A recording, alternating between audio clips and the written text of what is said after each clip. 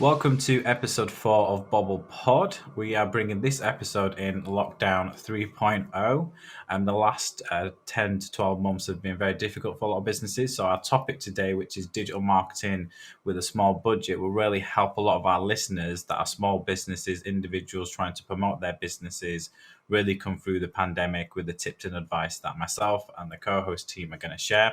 Just quickly, I'm Manny, CEO of Bobble Digital. We're a digital marketing agency in Leeds. Hi everyone, I'm Claire Daniels, CEO of Trio Media. We're also a digital marketing agency based in Leeds, specialising in all things digital marketing and marketing strategy.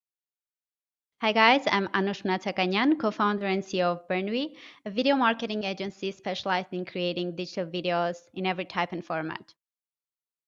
It's great to have you here, ladies. I know January has been a very, very, very difficult and stressful month for a lot of us, but it's great that we can all still find time working from home to set up this Bobble Pod and provide our listeners with the advice and insights they need. And that is the focus of today's podcast: is to really, give those tips and advice for small businesses that are really constrained and feeling the pinch right now. Some are not able to get the budget and support from the government they need. A lot of businesses still need customers and revenue coming in, and they're trying to think really now, what can we do with the limited budget we have to get our businesses out there in the world and help sell and promote our brand in different ways. So we're just going to kick off with some different tips and advice all the way through. That we've come up with as individual CEOs and with our experience with industries that hopefully will help you through the upcoming challenges, as we expect this lockdown now to last until the end of March, and we don't know if it might extend further than that. So a whole quarter of working from home for some, a whole quarter of businesses having to struggle and not being able to promote. Specific industries are doing extremely well. Other industries are feeling the pinch very, very badly. So there's a lot of things we can discuss here. And I think the first thing we should discuss is, starting at home, using your network, which I think is a topic, Claire, you wanted to discuss in terms of how businesses should expand and use their network right now.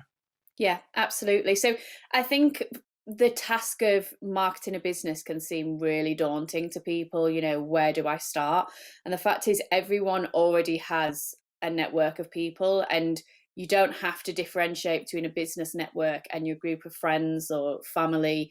And really encouraging businesses that have a small budget to really look at if they've done enough, first of all, to actually explore opportunities within their own network already. So are you talking about what you have to offer to your friends and family? Are you actually asking them, do you know anyone who might need this service?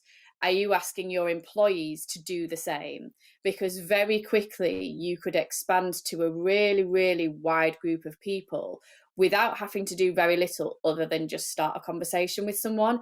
And actually, this is rarer than you think. A lot of people will go off and run their business, or if you're a marketing department within a business, you'll run that in a silo without really looking at who can I speak to already, who do I know, and breaking away from the stigma of networking, because I feel like networking is a love or hate situation.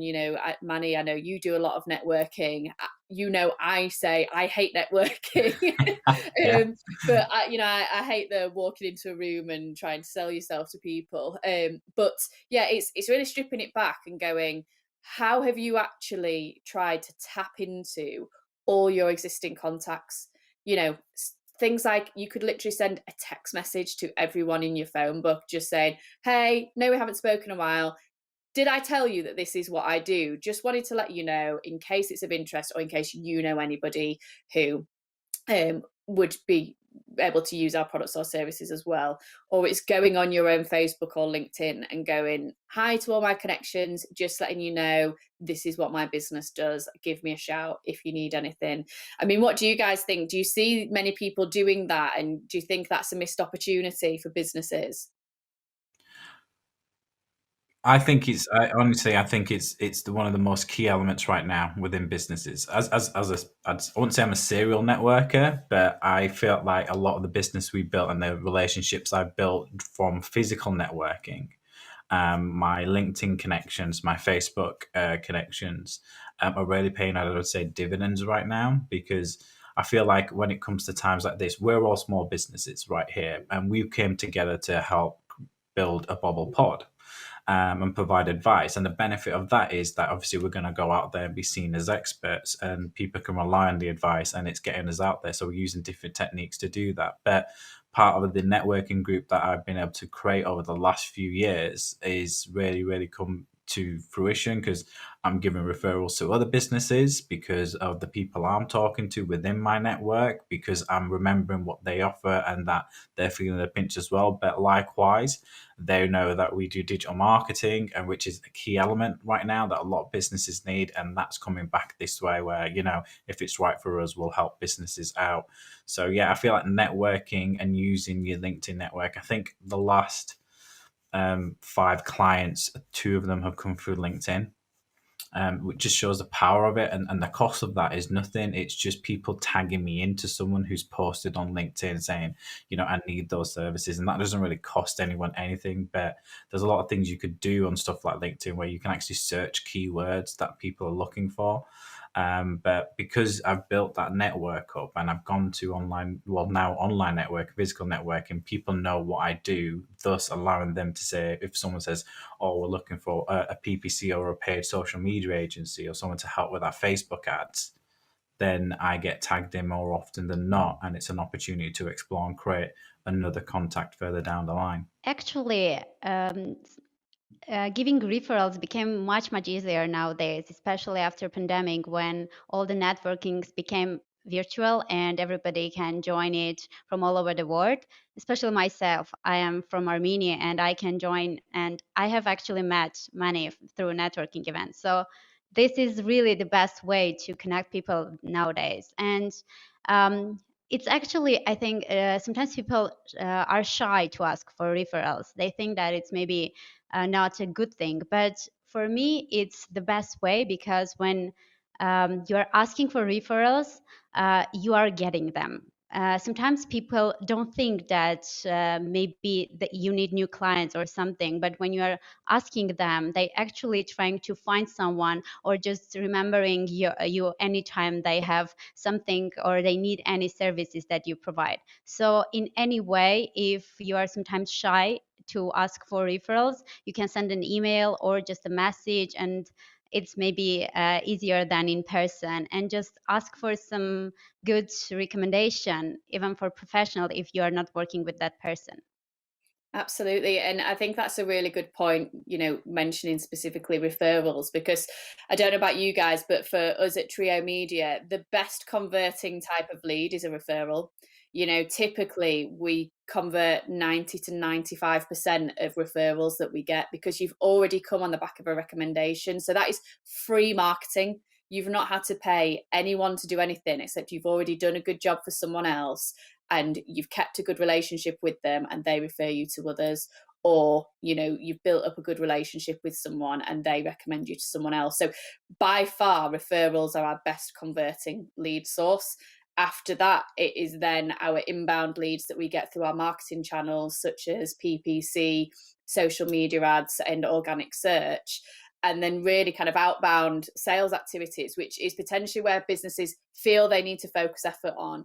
That is our lowest converting. We might get 1 in 5, 1 in 6. The marketing inbound is maybe 1 in 3. And like I say, the referrals is very nearly 1 in 1 that we would win if someone's been recommended directly to us. So I think it's about really focusing on the right areas that's going to generate you a good return at very little investment. And obviously that's what this is all about. I think one advice I'm going to give to listeners is just try different formats of networking.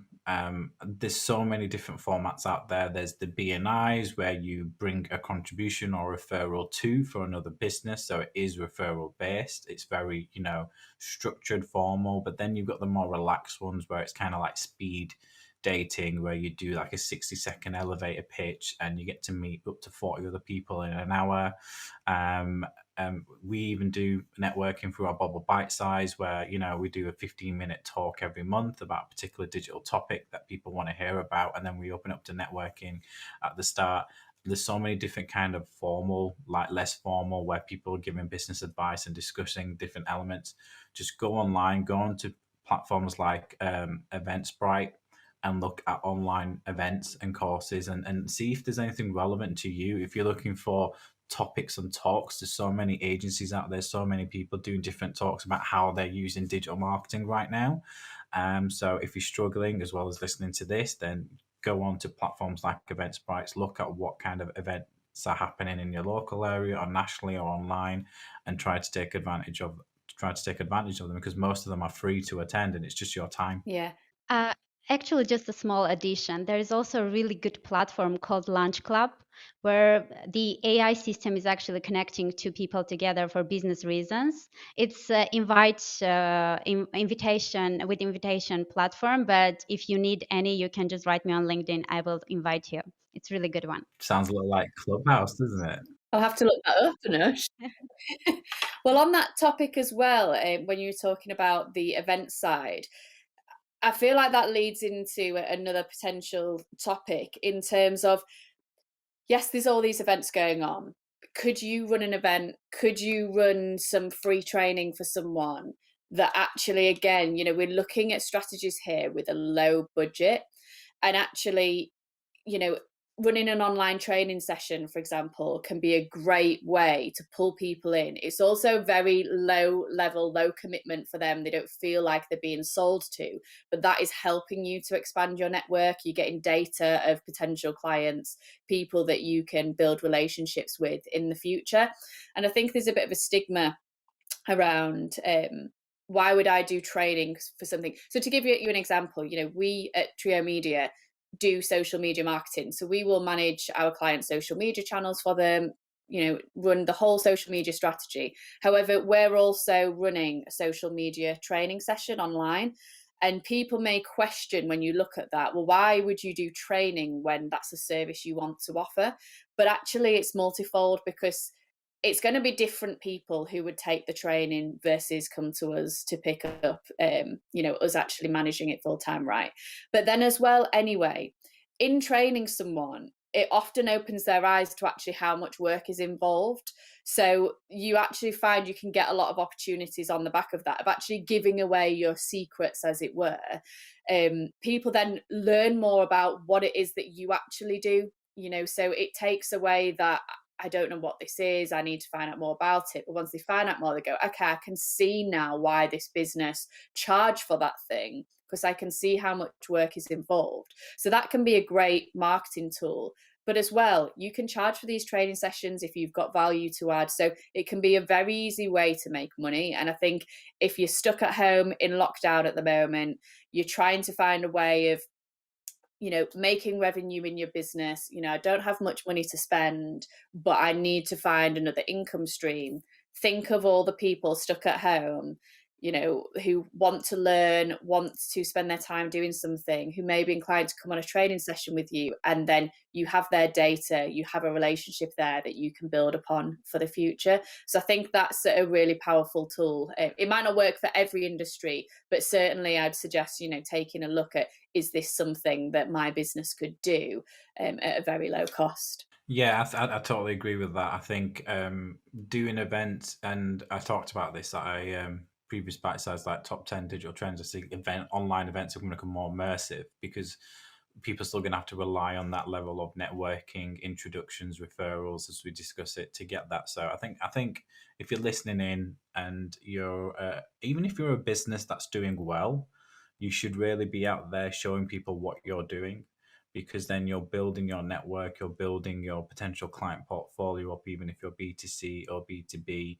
people will look up to you. People will then, have a look at what you're doing and see you. It's about showing what you're doing and letting people know you're still there at some, playing devil's advocate a little, like saying, we're still here. This is what we're doing. We're here to help. And that's been the kind of like the core focus of a lot of business messages since the pandemic started back in, March 2020.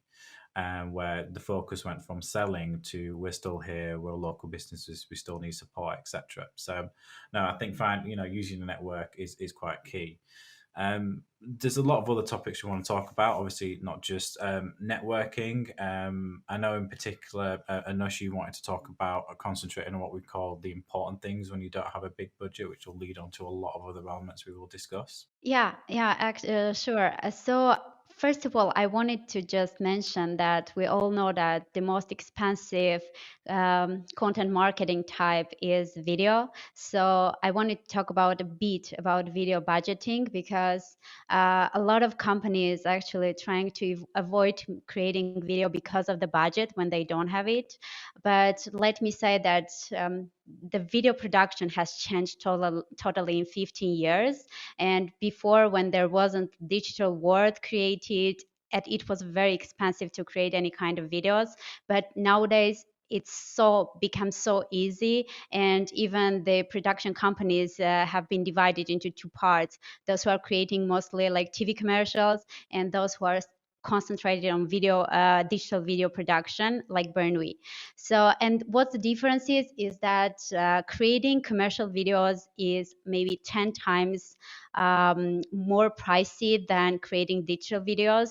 And from the timing point of view too, because you can create like 10 to 15 second digital video in 1 2 weeks only, and with a better price, and use it. That's why I just wanted to suggest all new startup companies to think about having digital videos, and to know, even because you can have it even with a small budget. And especially if you are not concentrated on seniors who are sitting all the time in front of the TV, better you can do only digital videos for yourself.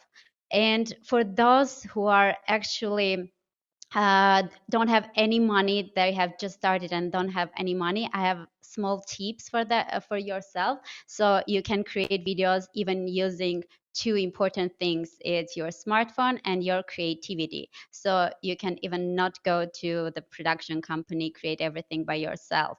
And for those people, I would suggest just starting with stories, creating stories for yourself, going live, just joining a network. As you said, like we were talking about networking events, you can have like live networking events with your audience, have like QA sessions, invite people for the interview, which is really really good. And it's not pricey, it's really free of charge. You can just use your device, your smartphone, and it would be enough.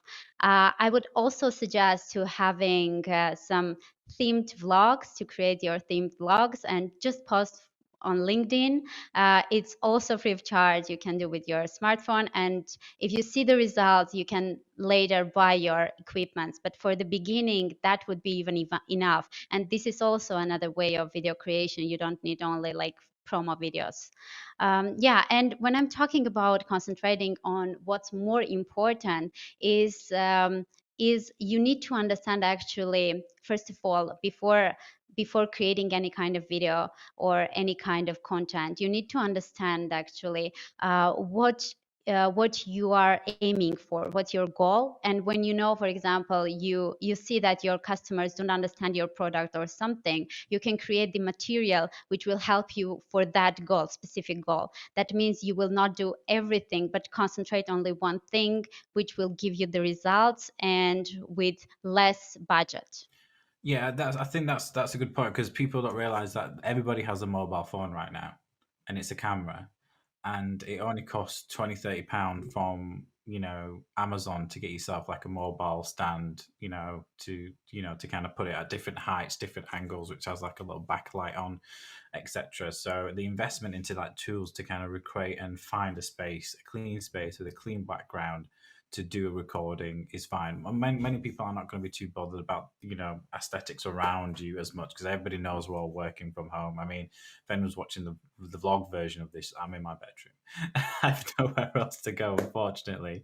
So you can see that behind it, but it's still about being there, being visual, and kind of sharing your elements. And I think that video isn't an expensive tool, as you just said, Anush, to kind of get out to consumers, because you have your mobile phone devices, you can record yourself, you can create stories on LinkedIn, on your Facebook, on your Instagram, you can use relevant hashtags around that, around services you offer, to try and reach out to people. And that's how you're going to build your presence as well online. Yeah, and I think the world of video and social media come hand in hand. We can't have this conversation without social media, and I'm keen to go into that. But I also just wondered, Anush, do you give tips to people who are frightened about getting in front of the camera, and what would you say? Because that's potentially a big part of it. As a small business owner, yeah, this is all well and good, you telling me I need video and to post it all over social media, but I'm petrified. As soon as I hold the camera up, I can't talk. What tips would you give for someone who just doesn't want to get in front of the camera? That's actually a really great question. I would say even that even myself, when I was doing my first vlog, it was so difficult. I knew all the tips, but it was so difficult because everything is difficult for the first time. So one of the really good tips I would say is do it all the time. First of all, before just starting your vlogs or anything, just start shooting yourself with your smartphone all the time when you're doing something like preparing a food or doing your work. You can shoot yourself so you can start like feeling yourself really normal in front of the camera. So you can just like turn on your camera and do everything you are doing daily basis. This is just the first step to feel yourself safe in front of the camera. And the other thing is, of course, the first even 100 vlogs will not be good. So be sure for that. And every time when you're going to watch your next video, you will see a lot of changes you want to see for the previous one. So it's really okay. Just think that everybody is going this way, and it's just a timing. So when the time pass, you will get more and more confident to speaking on camera. And just a small tip for those who don't know what to speak even in front of the camera, because maybe you want to start your vlog but you don't know from where to start. You can just create for yourself a really good, let's say, video marketing calendar of your vlogs. Put down like 10 topics you want to create. If you don't know from where to get these topics, you can go to Quora and just write down your topic. For example, myself, I can write down like a video, and I will see which kind of questions actually people are asking about videos. And this could help you actually to understand in which directions to go with your topics, what is your audience are interested in. And this is just a way. So practice all the time, create your calendar and start shooting it. Amazing. I think that's such good advice. It's that whole mindset of don't wait for something to be perfect. Just start and you will get better at it over time anyway. I think as well, because there's so much to talk about with the social media piece, that I'd like to just touch first on the whole like finding your niche piece. Because if you're going to start creating video, or you're trying to find a direction to go, or like Anush said, you're going to build out this strategy of the videos you're going to create, it's really important to actually think about who the target audience for that is and what your message to them is. Because I think when you do have a small budget, it's very important to really be defined in your messaging and to really have a target audience in mind. Because if you try to just do a catch-all approach, you'll catch nothing, essentially. So really think about who is my ideal customer. What do they look like? What do they want to hear? What type of content would they consume? Which social media channels do they spend time on? And then really just focusing on mastering those really well, rather than trying to master everything. Because I think, starting out with a small budget, you can feel very overwhelmed and get lost very quickly if you're trying to invest. We're talking about money, but we have to also remember the time investment. And if you're investing your time in things, how to find the best places to do that. So it's not something we can say now that definitively it's best that you spend your time on LinkedIn. or on Instagram, because it really depends where your audience is. So it's worth sitting down and doing that work before you start deciding what you're going to create. What does that look like? Because it will give you real focus. Yeah, I think some of the you've hit a number of the topics that in situ that I wanted to discuss in terms of like having clear defined objectives, understand what it is your business right now needs to understand, is it, do you need more leads, do you need to drive more traffic, do you need to drive awareness around a particular subject matter within your industry. Obviously, a lot of businesses will want revenue and sales. So if it is revenue and sales, then what is your average order value, how much are you willing to pay to get a sale through, and what is the demand or what is the trend right now for particular products that you're offering. How well are they selling, how well are your customers selling, how are you priced, what can you offer the consumer to be able to buy online. A lot of businesses, specifically within e-commerce, and some of our clients that I've seen, especially in the furniture, have gone completely from a store to online, now doing online free delivery, even though it costs quite a lot for them to deliver those products, because they know that with free delivery and no extra cost, they're more likely to convert customers to buy products. So they've changed their model, they've adapted in a way and understood like how are we going to get more sales through the site, and adapted their website and focused on clear objectives. And an objective for them is a revenue value. How much revenue do they need to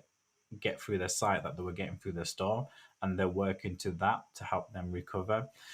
Having your clear defined objectives will allow you to help you select particular channels, but as we said, we can't tell you which channels to use. But by knowing what you want, for example, if you want lead generation, then you need to be exploring platforms like Facebook and LinkedIn, because they offer lead gen ad formats. And lead gen ad formats, essentially you're going out there and capturing data of a potential customer. So as we all spend time on Facebook and LinkedIn, we will see ads within feed on our mobile. And if someone likes and clicks on a call to action, it opens up a form which is pre-populated with the information you put on.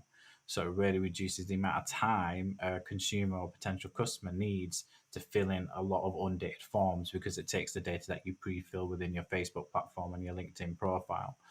And you can capture that. So once they click submit, that can go into your inbox directly, and then you can follow up with a phone call or an email to that prospective client.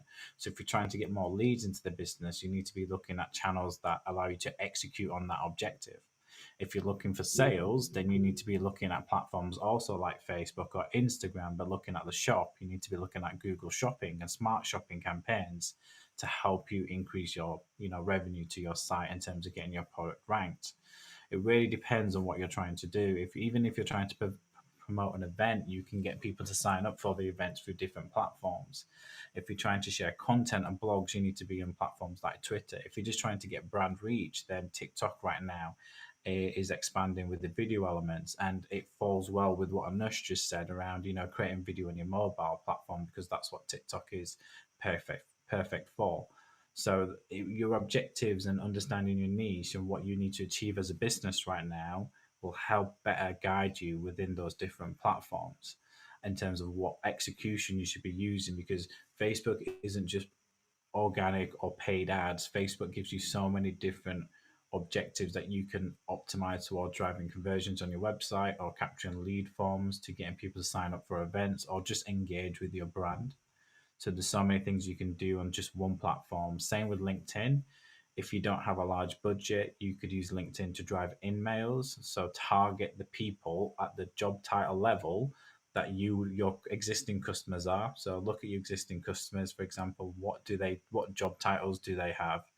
So for us, it would be like we're looking at people that are marketing managers or marketing directors within companies. You could set that as an audience level targeting, and actually just drive in mails to people that have that job title, offering something of value to them. Don't just drop them an email saying I'm looking to connect.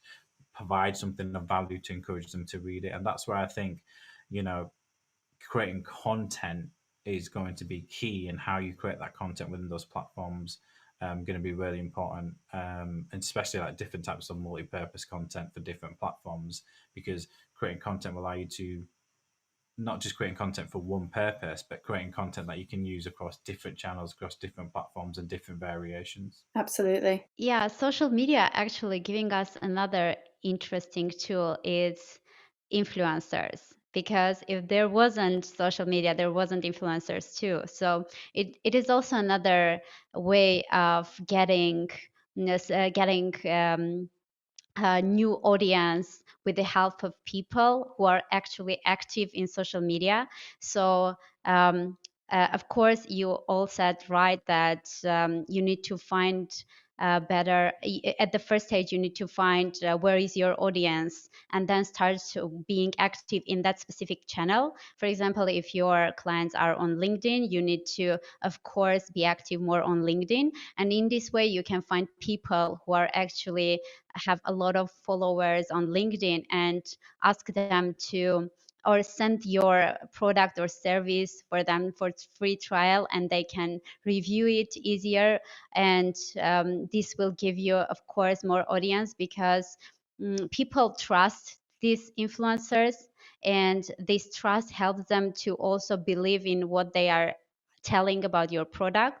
So if you get a really good comment from an influencer, it will help you, of course, gain more customers. So, and let me say also, influencers can be cheaper than paid ads, because it would be easier to connect your audience. But in this case, you need to concentrate not on looking for for those influencers who have large followers, but those who have high engagement, because the engagement is more important than having like millions of followers who don't like react to your to your status or your posts. Yeah, I agree with that, because for people listening, that engagement piece is what is going to be the difference between a lot of people then buying because that person has recommended it or not. So you do have to look at a number of different metrics to pick the right influencer, and it is something I feel we've done influencer campaigns, and it is harder to cut through now because there's so much of it. This is now people's jobs to day in day out advertise a different product, but absolutely brands can still be made through working with influencers. And we've spoken to small businesses where people have said before, I don't want to gift my product away, I don't want to send it, the cost involved. But then separately, they may be spending hundreds of pounds on another avenue that they're not able to track a return from at all.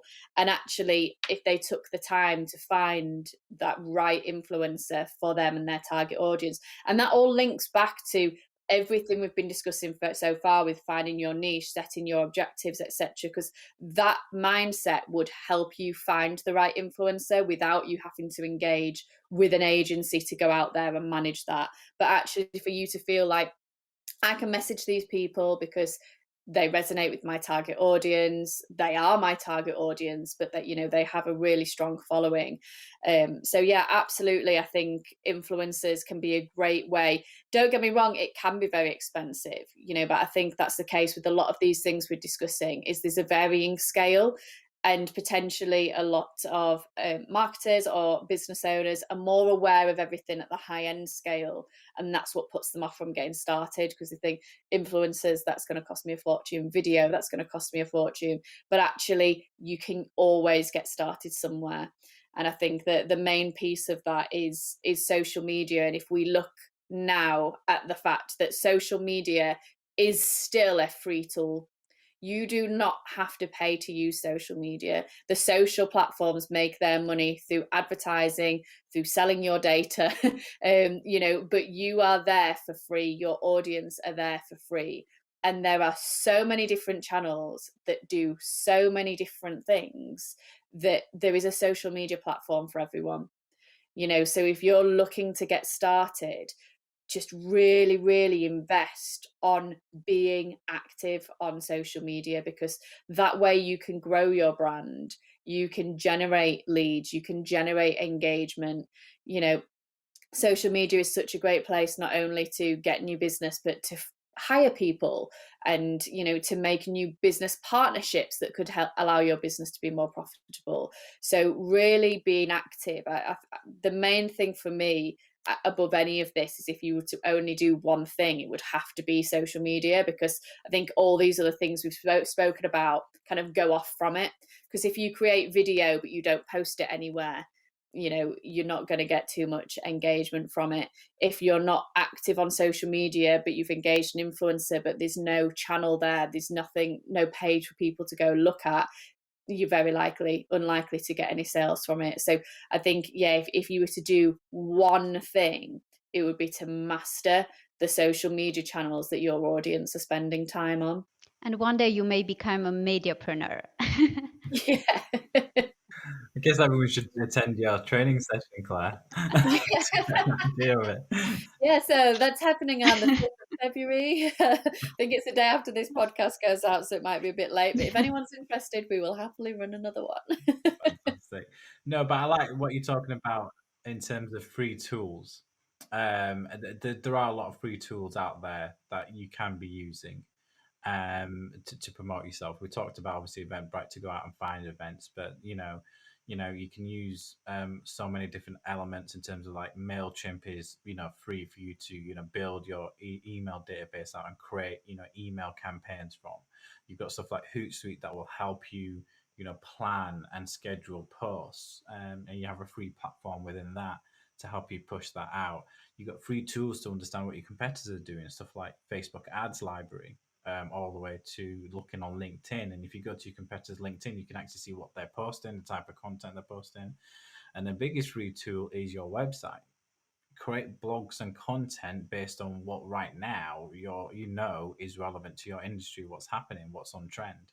And if you're struggling what to share across social platform, then you should be taking that blog content URL and pasting it in to your LinkedIn feed and telling people and using the right hashtags to say, here's an article I wrote about X, and it should help you understand X and Y value to your business.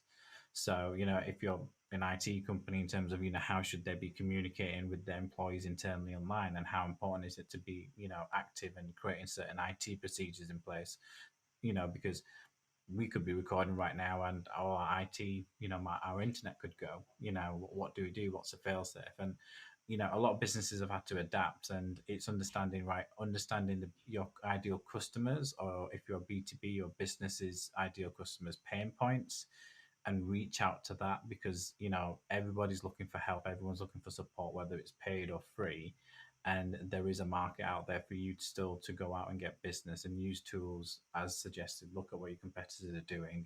Not to say you should just copy, but you'll get an idea of how active they are. And if they're not active, then it gives you an opportunity to be just as active to increase your market share.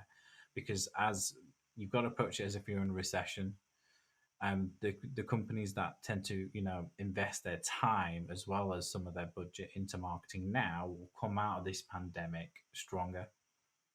And we saw that last year. Some businesses that doubled down when everybody went to lockdown and increased their marketing activity really recovered from the end of 2020. We're in another lockdown, so those businesses again continuing to invest their time and resources into digital marketing, even with small budgets, will come out a bit stronger when we get into Q2 and Q3. One question actually I wanted to ask you both as social media experts. Do you think that business owners need to mostly concentrate on activating their own personal profiles or business profiles, or which one of them would be easier to do? I think that's a really good question. And there's pros and cons to both. We're definitely seeing a rise at the moment of this like personal brand identity. So actually helping raise your business through a key stakeholder who is promoting themselves online. A really good example of this in the UK is Brewdog. Their CEO now, he is so active on LinkedIn, especially sharing the growth of the business through his own viewpoint. The issue you have is that's all well and good now. He's already kind of reached fame. And you see it, for example, with Stephen Bartlett, who was the CEO of Social Chain and started a phenomenal social media agency.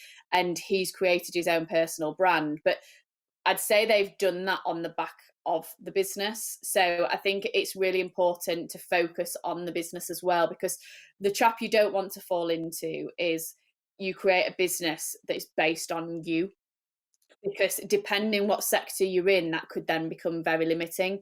You know, it's no longer scalable if everyone sees this business is about you and you alone. So when you're gone, or if anything happens to you, what's left of the business? So I think it's really important to make sure that you're really evaluating what's right for your audience. So I would definitely say don't neglect the business side, because ultimately it is about the business. But if at the moment you are a business of one, you may always be a business of one depending what you're in, then absolutely your own personal brand as well, and raising that up is going to help, because ultimately people do buy from people.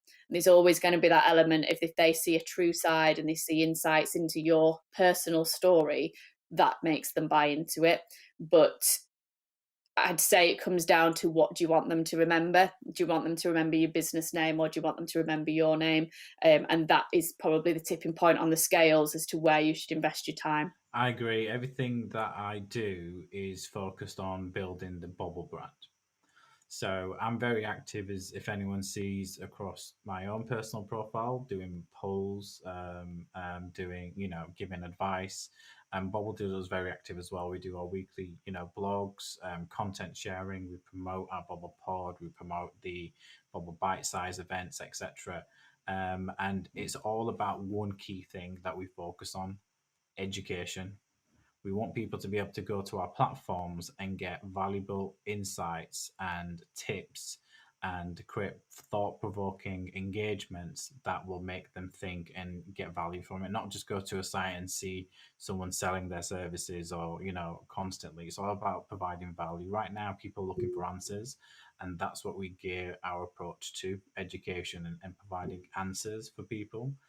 If you can help someone with a burning topic or question they have, or help them, guide them toward the right answer, they will find that more valuable. And that's what our website and our social media platforms mainly focus on, as well as trying to be on trend, and being reactive to what's going on. My personal profile supports that. So I try to be an expert in my field. I'm sharing, events that I get invited to, other podcasts that I get invited to talk about. I'm always pushing out thought provoking opinion polls across LinkedIn. And then we use that data to inform our wider platforms. So if anyone sees it, it's always about, we're talking about digital marketing. I'm not really pushing myself. I'm trying to push myself as, if you have questions around digital marketing, I'm the person you want to ask.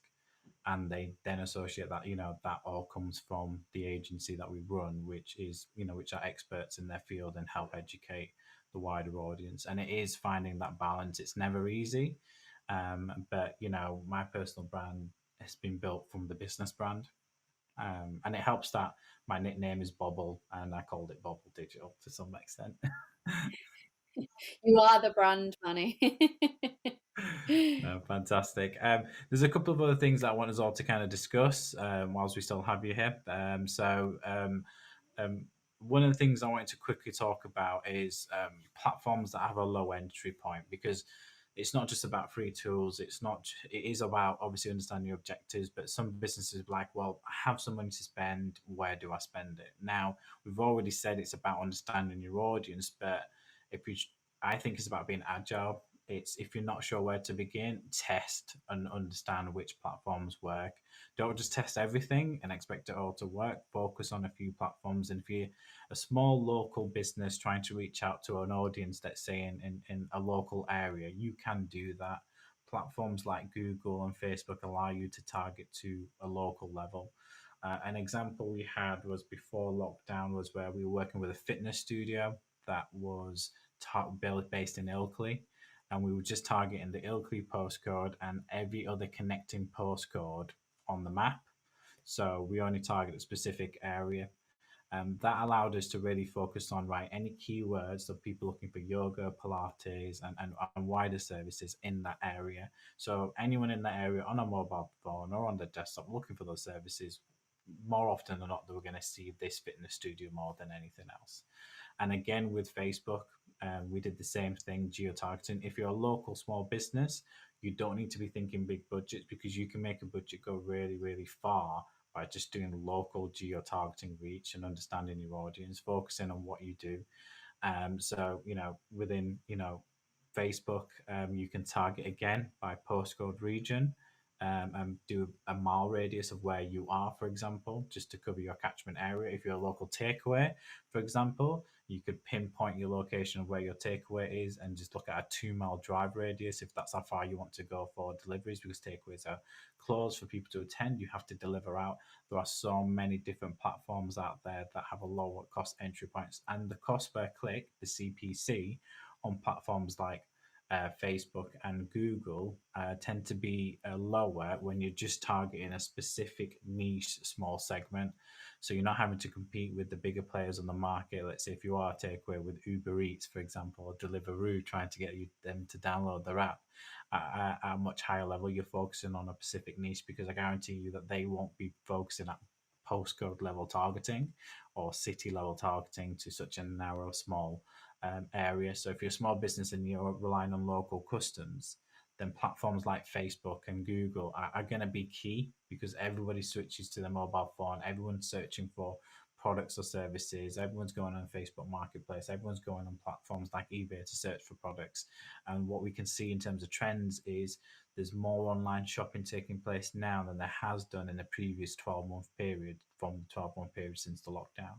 So customers are still buying, they're just online to buy. It's just being agile and looking at different platforms that can do it. And if your budgets are limited to just a few £100, then explore platforms like Facebook and Google, which give you that low entry cost point. And use YouTube. Yes, it is a platform, but YouTube is a channel where you could just type in, if you don't know what you're doing, just type into YouTube and how to set up a Facebook campaign, how to set up a Google campaign. The internet and online is full of information of experts such as ourselves and others in the industry that's providing a lot of information insights. Okay, we're benefited by the fact that we've been in the industry for nearly 10 years, or more for some, but there's still valuable information out there on platforms like Google that come from Google themselves directly. So use that if you're struggling. Well, okay, I can spend my budget on Google, but where do I begin? Then look at some of the free tools we've talked about today. Yeah, and on the topic of YouTube ads as well, it can cost 2-3p for a view, whereas with product based, search based ads, it could be anything from around 50p to, the scale is huge. Some industries you have to pay 30-40 pounds per click. So yeah, definitely if someone came to us with a very limited budget, we would be recommending Facebook or YouTube ads, and we would only really do Google if we could be specific. Like you say, we wouldn't spread it far across a nationwide campaign, but we'd really look at local targeting. So there is definitely a lot that can be done with a small budget. Fantastic. I think there's a lot of things we wanted to discuss, and a lot we have talked about. But I know social media was a big discussion that we had, as well as obviously looking at creating multi-purpose content, which I know something you wanted to discuss, Anush. Yes. The only thing maybe I didn't mention about that multi-purpose content, especially if we're talking about videos, would help a lot, because you can create just one informational, for example, video, and then separate it into short versions of it for ads. So it, of course, you need to change some things like intro, outro of it to get the other version of your first video. But in any way, it would be much will cost less than, of course, creating it from the zero. But there is actually a really good tip I also wanted to say as the maybe just for the conclusion is it would be really good to team up with other businesses also when you are doing any kind of marketing activities. Because, for example, as we did all together, like 3 different businesses, we're now together doing podcasts, and it would be really helpful for others too, because you can share your audience together, you can do something together, just combine all your ideas, all your experience together, and share something knowledgeable to your audience, which would be helpful for all businesses together, all 3 businesses together. This is also one of the things I really wanted to mention today. I think that's a really great point. And yeah, if I look back over the past 12 months, the amount of business collaborations that we've, embarked upon with other organizations who, like you say, we can share our services, share our audience. So yeah, I think that's a great point.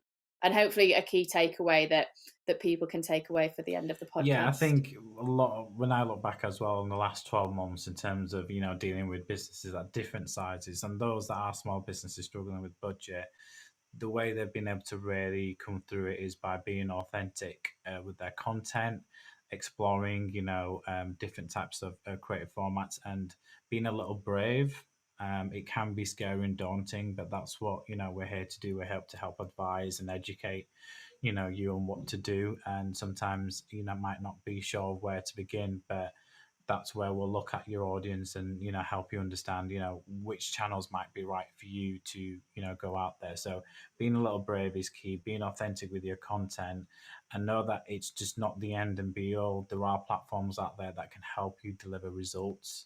You just got to be willing to invest your time and reach out to experts and listen to more podcasts like this, go out and watch more video content, attend social media training courses, etc., to help you expand your knowledge and reach that will get you to where you need to be.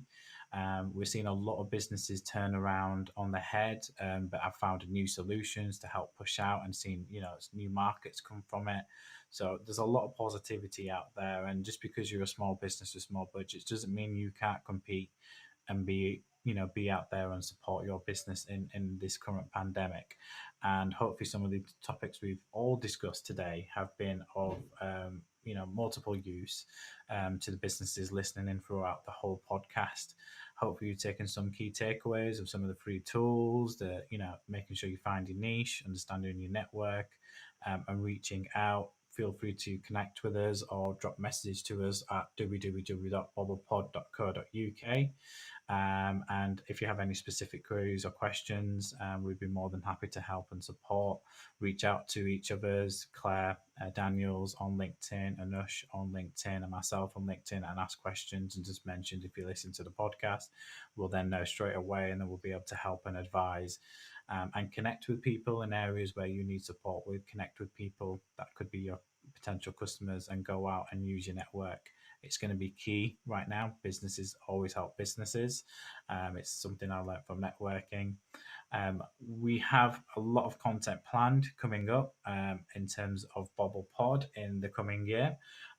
We are adapting like any other businesses, so we are not obviously doing anything face to face. We're doing it all online right now.